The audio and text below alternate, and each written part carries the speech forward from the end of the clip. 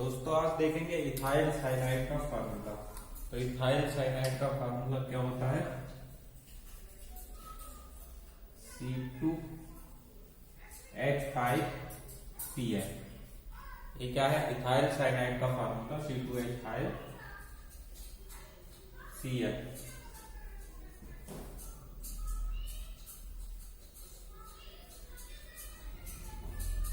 यह है ethyl cyanide का फार्मूला। ठीक है, और इस फार्मूले को और थोड़ा सा अच्छे से समझेंगे। ये देखिए, इसको हम ऐसे भी लिख लेंगे CH3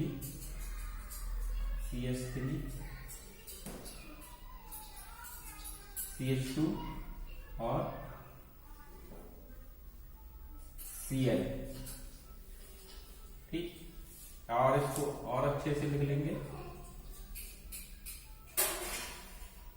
H3C और CH2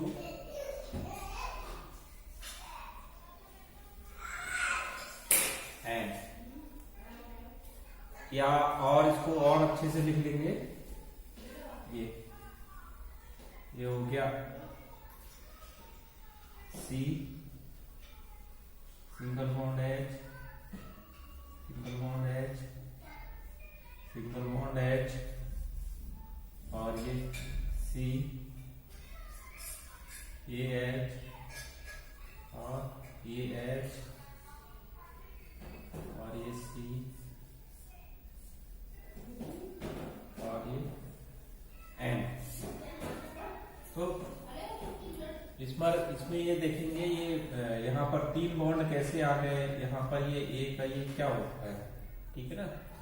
इसमें क्या है, यहाँ देखिए नाइट्रोजन क्या है, 3 बॉन्ड से जुड़ा है। कार्बन क्या है, 4 बॉन्ड से जुड़ा है। हाइड्रोजन क्या है, 1 बॉन्ड से जुड़ा है। ठीक है, और यहाँ कार्बन 4 बॉन्ड से जुड़ा है। ये कैसे करके होता है वो देखेंगे। यहाँ पर देखेंगे कार्बन की वैलेंसी कितनी होती है। कार्बन की वैलेंसी होती है 4, नाइट्रोजन की वैलेंसी होती है 3 और हाइड्रोजन की वैलेंसी होती है 1। ठीक है, तो जिसकी जितनी वैलेंसी होती है वो उतने बॉन्डों से जुड़ा होता है। नाइट्रोजन कार्बन की 4 वैलेंसी है तो 4 बॉन्ड से जुड़ा है, 1 2 3 4। ये 1 2 3 4। और हाइड्रोजन की 1 वैलेंसी होती है तो 1 से 1 बॉन्ड से जुड़ा होता है, ये 1 1 1 1। और नाइट्रोजन की 3 वैलेंसी है तो 3 बॉन्ड से जुड़ा है। ठीक है, तो इसे और थोड़ा सा अच्छे से समझेंगे। जैसे कार्बन का एटॉमिक नंबर कितना होता है, कार्बन का एटॉमिक नंबर कार्बन का एटॉमिक नंबर कितना होता है 6। ठीक है, इसकी पहली सेल में कितने इलेक्ट्रॉन होते हैं, इसकी पहली सेल में 2 इलेक्ट्रॉन होते हैं और दूसरी सेल में कितने 4 इलेक्ट्रॉन होते हैं। तो ये कार्बन है, कार्बन के पहली सेल में कितने 2 इलेक्ट्रॉन है और दूसरी सेल में कितने इलेक्ट्रॉन है 4 इलेक्ट्रॉन है। अब अष्टक नियम के अनुसार कार्बन की बाहर वाली सेल में कितना 8 इलेक्ट्रॉन होना चाहिए। कितने इलेक्ट्रॉन होने चाहिए, 8 इलेक्ट्रॉन होने चाहिए। ठीक है, और इसके बाहर वाली सेल में है कितने इलेक्ट्रॉन, 4 इलेक्ट्रॉन है। ठीक है कितने 4 इलेक्ट्रॉन है।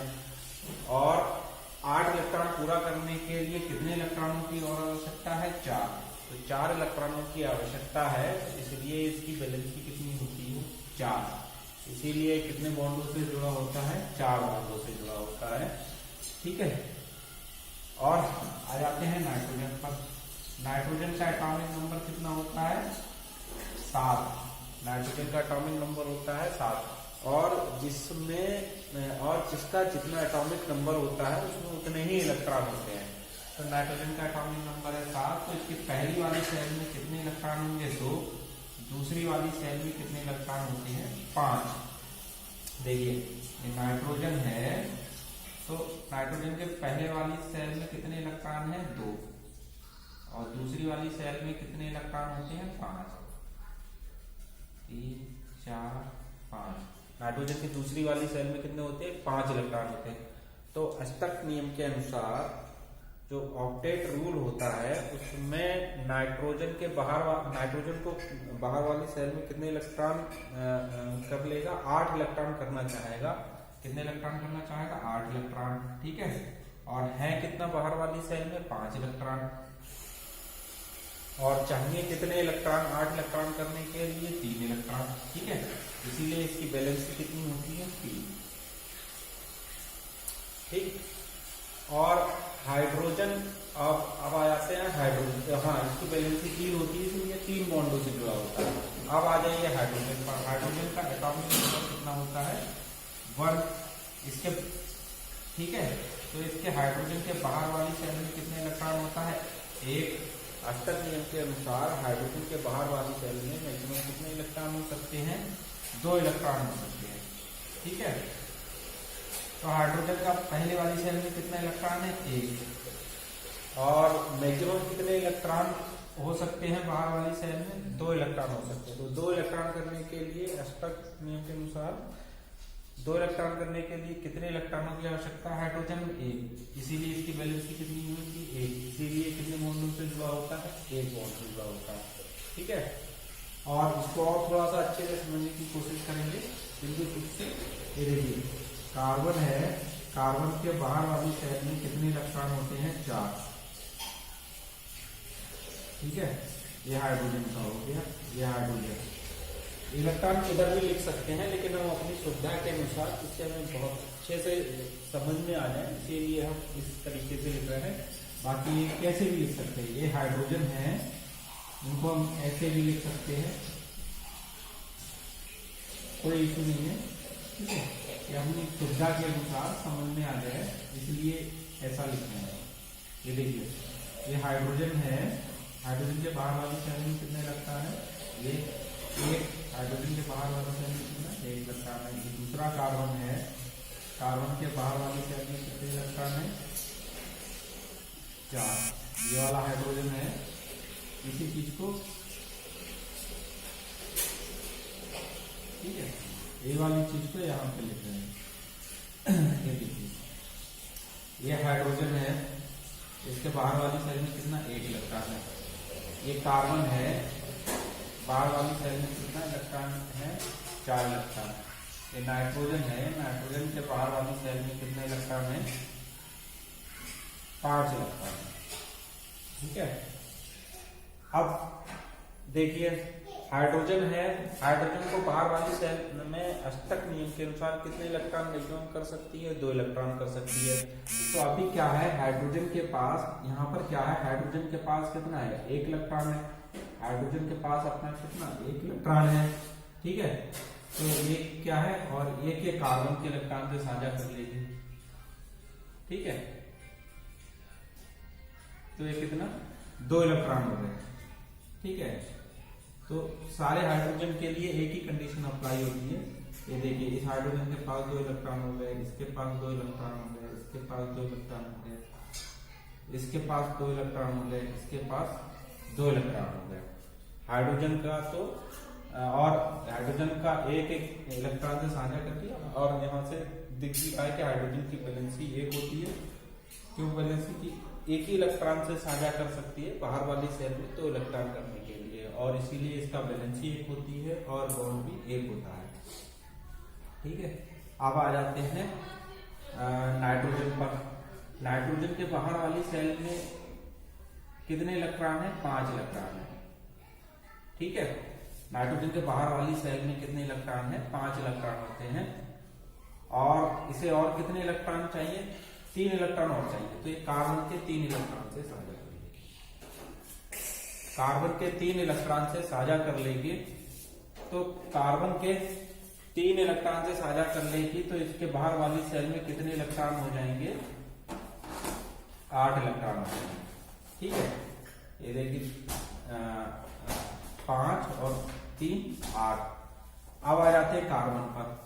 अब देखिए, इस वाले कार्बन पर आ जाते हैं, इस वाले कार्बन पर देखते हैं। कार्बन के बाहर वाली सेल में कितने इलेक्ट्रॉन है? 4। ठीक है, 1 2 3 4। और ये नाइट्रोजन के 3 इलेक्ट्रॉनों से साझा कर लेती है, 3 इलेक्ट्रॉनों से। तो बाहर वाली सेल में कितने इलेक्ट्रॉन हो जाते हैं? 8। ठीक है, इसका मतलब इस कार्बन का इस नाइट्रोजन के भी 8 इलेक्ट्रॉन हो गए। अब इस कार्बन के भी 8 इलेक्ट्रॉन हो गए। अब देखते हैं इस वाले कार्बन का। इस वाले कार्बन में कार्बन के पास कितने इलेक्ट्रॉन होते हैं? 4 इलेक्ट्रॉन होते हैं। बाहर वाली सेल में 4 इलेक्ट्रॉन होते हैं।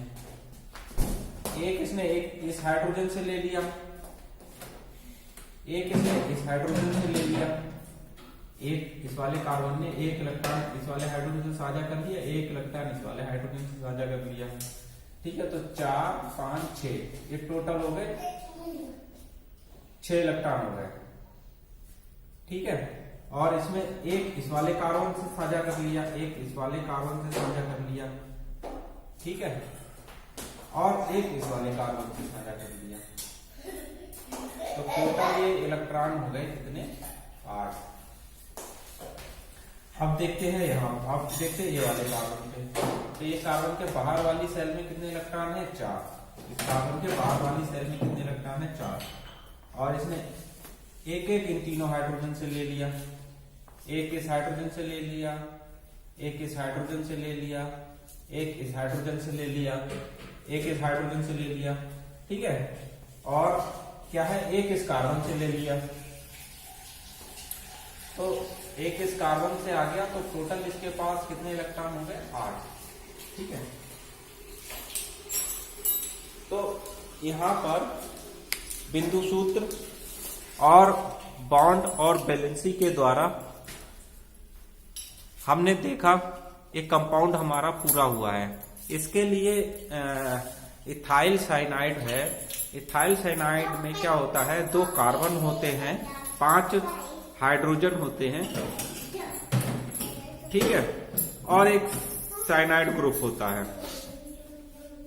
तो इस फार्मूले को समझने के लिए हमें इसमें कार्बन की बैलेंसी का पता होना चाहिए, नाइट्रोजन की बैलेंसी का पता होना चाहिए, हाइड्रोजन की बैलेंसी का पता होना चाहिए।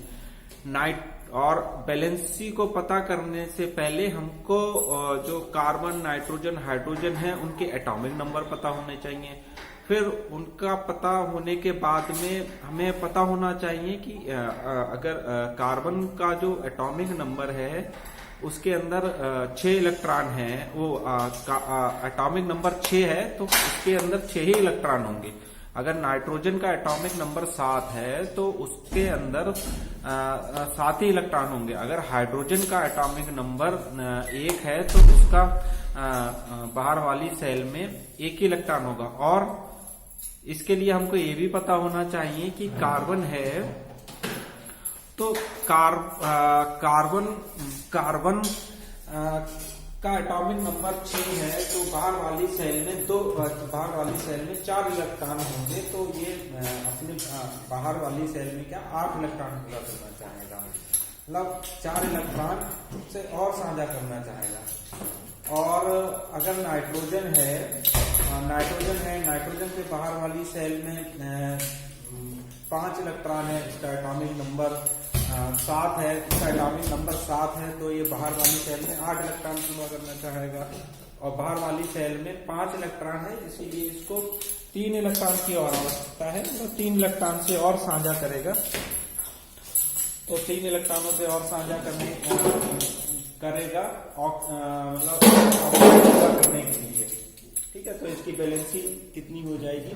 मतलब 3 हो जाएगी। तो हमें पता होना चाहिए किसी भी तत्व या परमाणु का मतलब एटॉमिक नंबर पता होना चाहिए, और पता होना चाहिए फिर उसमें कितने मतलब इलेक्ट्रॉन हैं और उसके बाहर वाली सेल में कितने इलेक्ट्रॉन होंगे। तो उससे क्या रहेगा, किसी भी फार्मूले को समझने में आसानी होगी। ठीक है दोस्तों, तो हम अपना वीडियो यहीं पर समाप्त करते हैं और मिलते हैं नेक्स्ट वीडियो में कुछ और अच्छी जानकारी लेके। ठीक है दोस्तों, धन्यवाद।